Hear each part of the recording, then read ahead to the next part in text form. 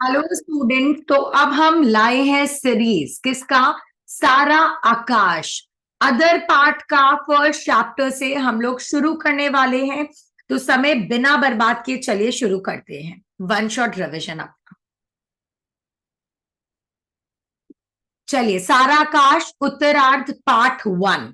हवा हल्की हल्की शीतल थी। सूर्योदय का अपूर्व आनंद पहली बार समर ने लिया था। माने सूर्योदय के समय था, वो उठ गया था। ठीक है, अब जब वो उठ गया तो वो बाहर गया। वो फर्स्ट टाइम ऐसे प्रकृति को देख रहा है। जब लाइफ में सब कुछ अच्छा चलता है ना, तो प्रकृति भी हमें बहुत अच्छी नजर आती है, तो उसको भी बहुत अच्छा लग रहा है।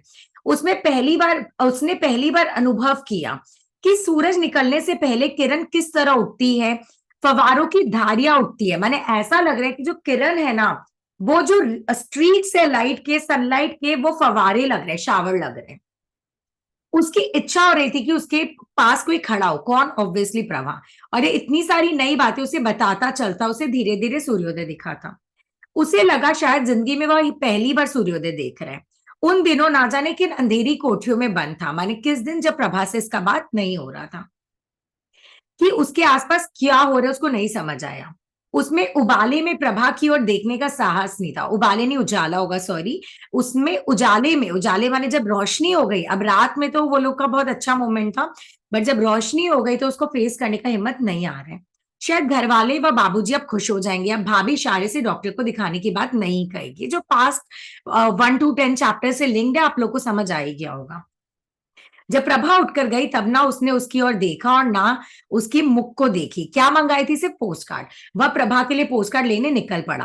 अब जब वो रास्ते में निकला, पहला दृश्य दिखा। जमादार कूड़े साफ कर रहे, दूध वाला साइकिल पर टंकियां टांगे दूध का लेकर जा रहे हैं अपना साइकिल वाइकिल।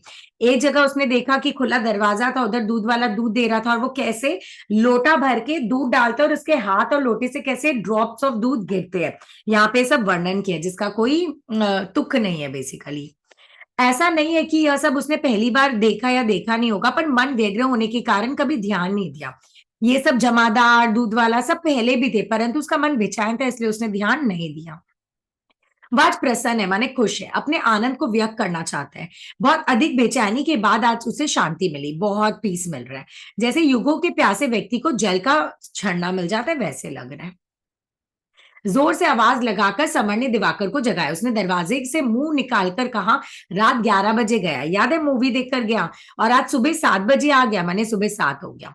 फिर उसने मजाक कहा कि तेरी बीवी मायके में, तो बीवी वाले आराम से क्यों जलता है? माने मेरी बीवी तो मेरे साथ है, क्यों मुझे इतना जल्दी उठा रहा है?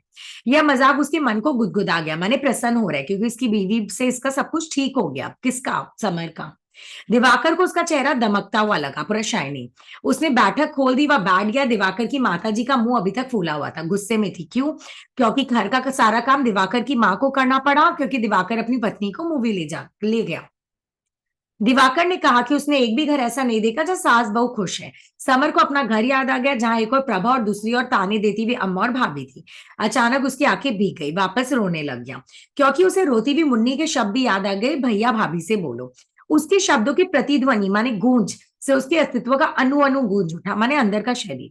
वह मुन्नी को बताना चाहता था कि वह उसकी भाभी से बोला। वह मुन्नी अब नहीं है, पर उसने भाई को गुड्डे गड्ढे से निकाला, पर स्वयं उसमें जा गिरी। ऐसा लग रहा है मुझे तो हेल्प किया किसने?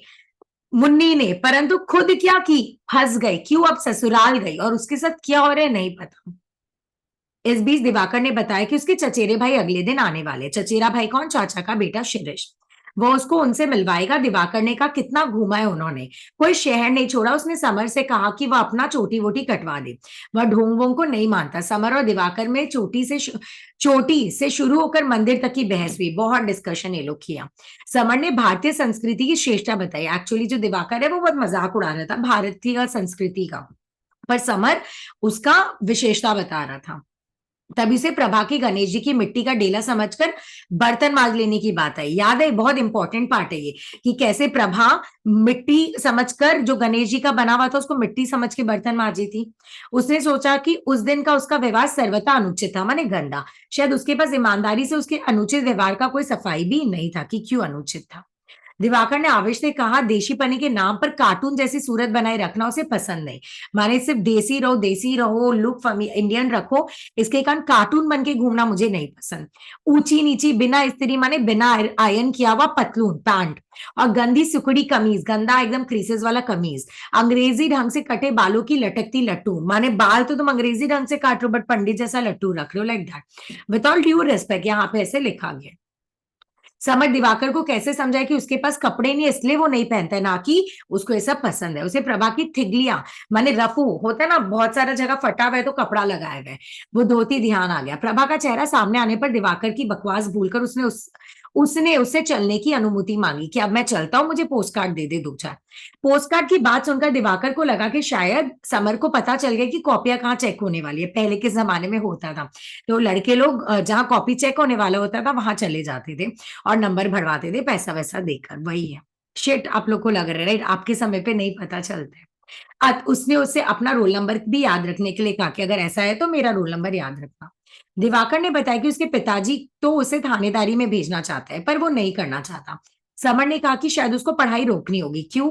अभी यदि कहीं 2500 की नौकरी मिल जाए तो काम कर लेगा, वो नौकरी खोज रहा है। उसने दिवाकर को उसके लिए नौकरी ढूंढने के लिए भी कहा कि मेरे लिए नौकरी ढूंढ दे। दिवाकर ने कहा अच्छी डिग्री होने पर ही अच्छी नौकरी मिलती है। फिर वो पोस्ट कार्ड दिया और समर से पूछा कि आज तुम बहुत खुश लग रहे हो, क्या बात है? तो समर मुस्कुराते हुए बोल दिया, मेरी पत्नी वापस आ गई। प्रभा से बोलने के कारण समर झेप हो गया, मैंने शर्मा रहे, प्रभा से बातचीत चालू हो गया तो उसको शर्म आ रहा है। वह संध्या तक दूर हो गई। बरसों बाद जी हल्का हो गया, माने मन बहुत हल्का। प्रभा के प्रति उसके मन में दया थी। सबसे अधिक आश्चर्य उसे भाभी पर होता था जो सास होने के बाद ना तो जाने कितना जुल्म ढाएगी। माने अभी से ऐसा हाल है तो वो सास जब बन जाएगी तो अपनी बहू पर कितना जुल्म ढाएगी वो सोच रहे भाभी का हरकत देखकर। इधर उधर भटकने के बाद 2 बजे घर पहुंच गया। पिताजी के पूछने पर कहा कि नौकरी वगैरह के लिए दिवाकर के पास गया था। पिताजी गुस्सा कर रहे थे तो बोला कि मैं नौकरी ढूंढने गया था दिवाकर को पूछने। तब चौके में पहुंचा, एक्सक्यूज मी, प्रभा ने खाना परोसा। उसके चेहरे पर अजब संतोष की आभा थी, माने सैटिस्फाइड थी प्रभा भी।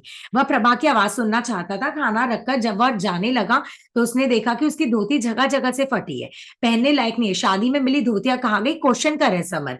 उसने तो उसकी उपेक्षा की, उपेक्षा माने निंदा की। अम्मा ने भी यह सोचना छोड़ दिया कि किस चीज की जरूरत पड़ती है, माने किस चीज की मेरी बीवी को जरूरत पड़ती है, ये भी नहीं देखा। भाभी ने चाचे धोती छिपाकर रख ली होगी अकॉर्डिंग टू समर। जनवरी फरवरी का जाड़ा इन कपड़ों में कैसे व्यतीत करेगी बेचारी प्रभा। प्रभा बड़ी कमजोर लग रही थी उसको। आंखों के चारों ओर काले घेरे बन गए थे, डार्क सर्कल्स। पैरों में बिवाइया माने क्रैक्स पड़ गया था। रात दिन काम करते करते हाथ काले हो गए थे और सूख गए थे। दिवाकर ने बताया कि उसके पिताजी तो उसे थानेदारी में भेजना चाहते हैं पर वह नहीं जाना चाहता।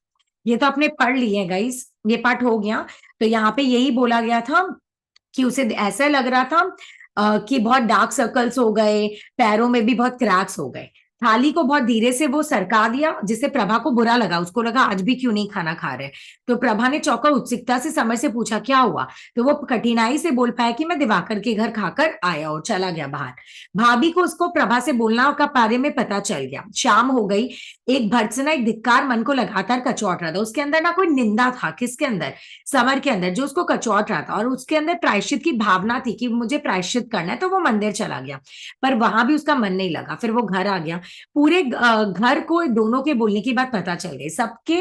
सबकी उनके प्रति निगाहें बदल चुकी थी, माने एक नजरिया बदल गया प्रभा और समर के प्रति। उसे ऐसे दिखा रहे थे जैसे कोई अजायब घर से छूटा हुआ जानवर है। सब लोग उसको ऐसे देख रहे थे जैसे कोई जू से छूटा हुआ जानवर आ गया। रात को खाना खाकर वह अम्मा के कहने पर बाबूजी को बुलाने नवल किशोर पंडित जी के यहाँ गया। माने उसके जो पिताजी थे वो पड़ोस के यहाँ बैठे थे तो माँ बोली जा बुला खेला, तो वो गया। बाबूजी कुर्सी पर बैठे अपने 3-4 लोगों के भारतीय सभ्यता की विशेषता बता रहे थे कि आजकल के लोग तो मानते ही नहीं है, ऐसे है वैसे।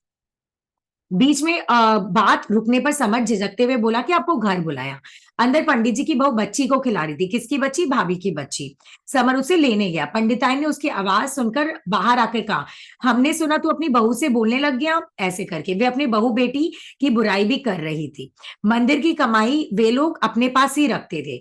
माने यहाँ पे पंडित की जो बीवी थी वो अपने बहू बेटे की बहुत निंदा कर रही थी। नवल किशोर पंडित जी की बहू, क्या माने नवल किशोर पंडित जी की बहू का मतलब है वाइफ है, ऐसे बहू बोलते हैं ना वाइफ है।